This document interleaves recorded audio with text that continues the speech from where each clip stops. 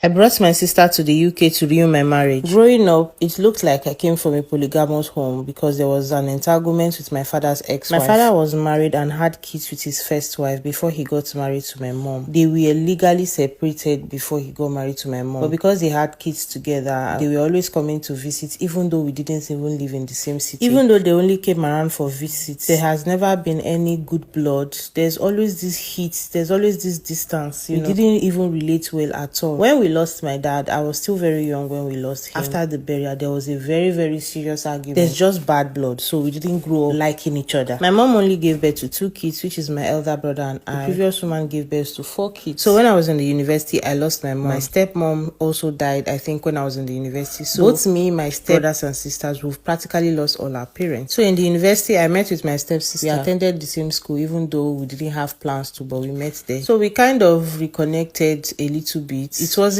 instant, but we took our time and became close. She was like, I beg, those things that happened is between our parents, nothing concern us. And I agreed. I was like, nothing did this life. After all, we've lost all the parents. So we became friends, we were chatting. Sometimes she would even come to my house and stay the weekend. I was going to her place, going to her hostel. So we became friends, kind of. I was now relating with her brothers and her sisters once in a while. So after university, we lost touch because everybody went their separate ways. We hardly talk. We chat once in a while. So I've been in this UK for almost 7 years now. So late last year, my stepsister that we went to school together started chatting with me on Facebook, I don't tell. So I gave her my number and she saw that it was, an international number. She was like, you don't leave us for this country. I was like, yes, now. Almost 6 years now, I don't come out. She was like, oh, wow. So she started telling me about how she has been trying to come to the UK, all the plans she has been making and all of that. She sent me her documents, sent me a lot of things that she wants to leave. So I was happy for her, So now that she found out that I'm in the UK and she's also planning to come to the UK, we now became close back, We're always talking. She was telling me about her progress and all of that. So I told my husband, see, my stepsister, we went to school together. He was like, oh, nice. So my husband self was in on it. He will ask her questions. She will ask her agents, So we started helping her, even financially. My husband and I sent money for her flight, even though where she was coming to was not the same city with us, but it was not far from us. It was just like less than 1 hour drive. Initially, I told her that she could stay with us for a while to save costs, and then when she's has saved up enough money, she can get her own place. When she came, initially it was beautiful,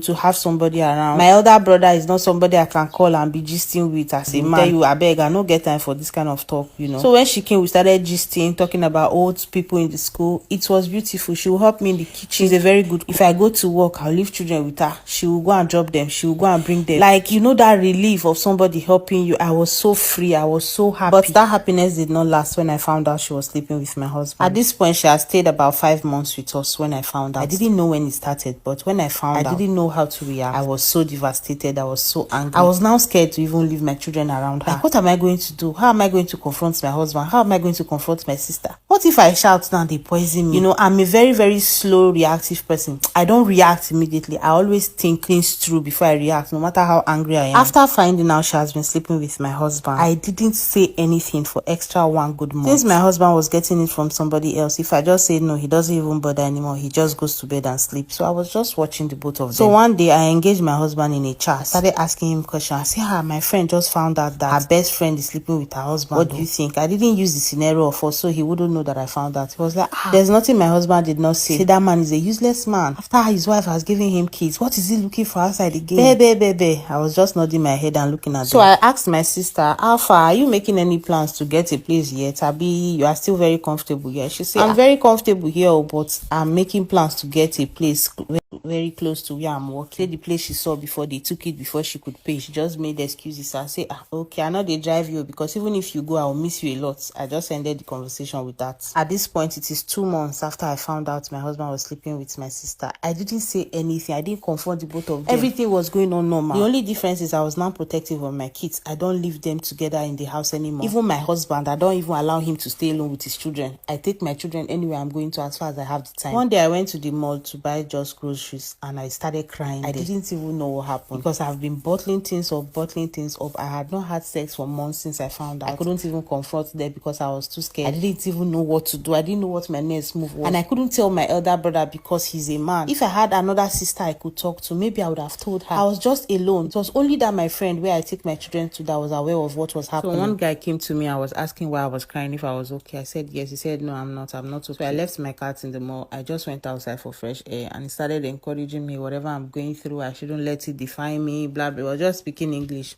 I said, this Oyibo man don't know what they go through my mind. So he gave me his number and all of that. When I got home that night, he sent me a text message saying, I hope you are okay. I hope you stopped crying and all of that. So we started chatting. He asked me if I was single. I said yes. He said, oh, nice, beautiful. But I told him that I'm a single mother of 2 kids. After like a month after chatting back and forth, this guy will spoil me silly. He will buy me gifts and all. I started dating this guy while I was married. So after like 3 months into the relationship, my sister was still in my house, sleeping with my husband. At this point, I had cloned his phone. She even got pregnant for him at the time and took pills to take the baby off. Now that I have a boyfriend, I'm just enjoying the ride. So after 3 months of dating this white guy, I told him everything, that I'm still legally married, but there's no way in hell I'm going back to that marriage. He was angry for a bit that I deceived him, I lied to him, explained why I had to lie. So he gave me an ultimatum telling me that I should decide if I want to be with my ex-husband or if I want to be with him, because he cannot be dating a married woman. And I told him that I'm not married as far as I'm concerned. It is not legal, but I am no longer married. So he told me that if I really want him and I love him because he loves me so much, that I should move in with him. At this point, I was not thinking about my husband. I was not thinking about my sister. I was not thinking about anybody. I was just thinking about myself. One day, I took the day off after my husband and everybody had gone to work. I saw free, arranged all my things. In fact,